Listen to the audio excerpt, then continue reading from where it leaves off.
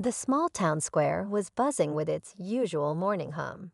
People heading to work, shopkeepers setting up their stalls, and kids chasing each other on bicycles. But all of that came to a halt when a rookie cop, new to the area and clearly out of his depth, pulled over a man at random. With a stiff stance and a tone of authority, he began rattling off a list of vague directives, clearly trying to assert control.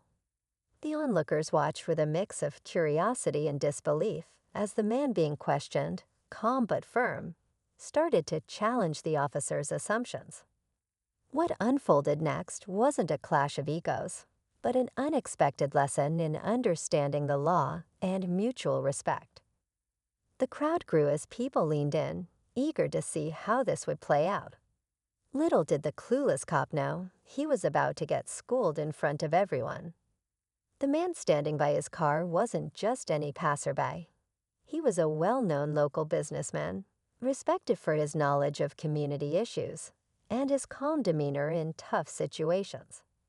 As the officer continued issuing vague commands, asking for unnecessary details, and tossing in legal terms that didn't quite fit, the man quietly observed, choosing his words carefully. He didn't seem angry, just determined to handle the situation the right way.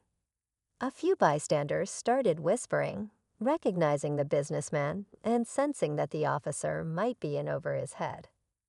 Some pulled out their phones, recording the exchange, while others exchanged knowing looks. The officer, still oblivious to the growing attention, doubled down on his approach, his tone growing sharper as he tried to maintain control. But the more he spoke, the more it became clear he was navigating uncharted waters. The tension thickened as the businessman finally took a deep breath and began to speak. The businessman's voice was calm but firm as he addressed the officer. "I'd like to know the reason you stopped me," he said, his question cutting through the officer's scattered instructions. The officer hesitated, clearly caught off guard. His words stumbled out as he tried to justify the stop, but his explanations didn't add up. The crowd, now fully invested, began murmuring louder. Some were shaking their heads, while others whispered things like, "He's barking up the wrong tree."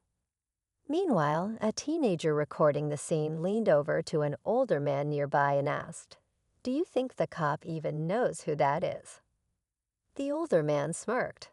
"Doesn't seem like it," he replied. The officer's face reddened as the businessman, maintaining his composure, pointed out that none of the demands he'd been given were lawful. "Officer, I think you've misunderstood your authority here," he said. The silence that followed felt like a storm about to break. The officer's confidence was unraveling, but instead of backing down, he raised his voice, hoping it would reassert control. "I'm the one in charge here," he barked, stepping closer. The businessman didn't flinch. Instead, he calmly reached into his glove compartment and pulled out a neatly folded document. The crowd leaned in, curiosity at its peak. "This is the law you're referring to," the businessman said, unfolding the paper. "I keep a copy because misunderstandings like this happen more often than they should." His tone wasn't mocking. It was measured, factual. The officer snatched the paper, scanning it quickly, his jaw tightening as he realized the gap between his directives and what was actually written in black and white. By now, the murmurs from the crowd had turned into a low hum. A woman in the back muttered, "This isn't going to end well for him."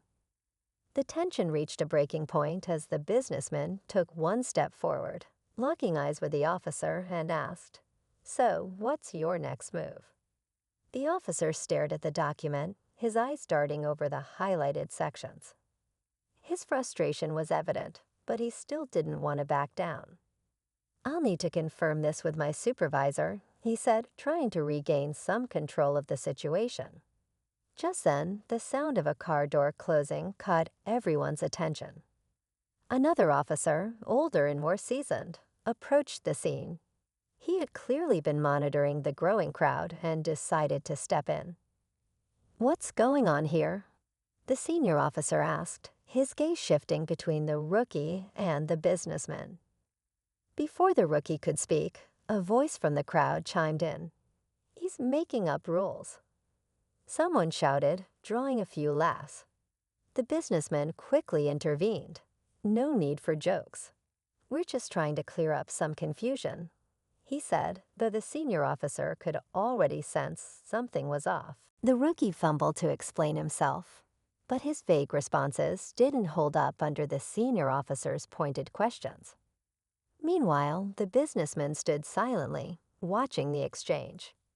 Just when it seemed like the situation couldn't get more tense, someone in the crowd spoke up. That officer pulled me over last week for no reason, too, they shouted.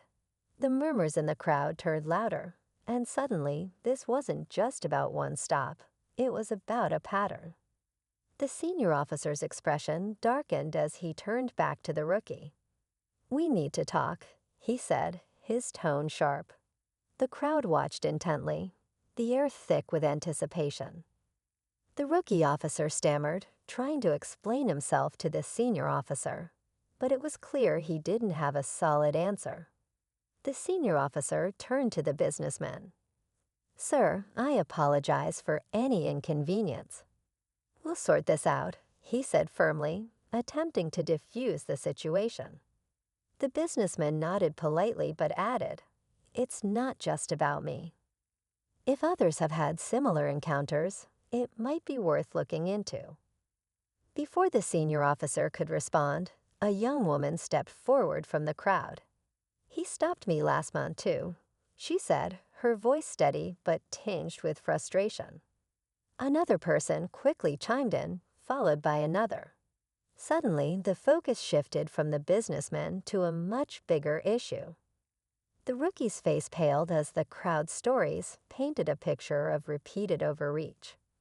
Just as the senior officer started addressing the crowd, the businessman raised his hand. Let's not turn this into a trial by public opinion, he said, his tone calm but firm. We need accountability, not chaos. His words seemed to resonate, calming the crowd. The senior officer nodded in agreement. You're right. We'll investigate this thoroughly, he assured them. As the situation de-escalated, the rookie officer muttered something under his breath. The businessman turned to him and said, Remember, every uniform comes with responsibility. It's not about power, it's about service. The rookie didn't respond, but the weight of the moment was clear on his face. The crowd began to disperse, murmuring about what had just unfolded. As the businessman got back into his car, he glanced in his rearview mirror, spotting the rookie standing alone, staring down at the document he'd been handed. As the businessman drove away, the town square slowly returned to its usual rhythm, though the buzz of the incident lingered. The rookie officer remained rooted to the spot, holding the document as if it held more weight than just words. The senior officer placed a hand on his shoulder, speaking quietly but firmly. This job isn't about proving something. It's about learning, listening, and serving. Take today as a lesson. The crowd dispersed, but their shared experience left an unspoken understanding among them.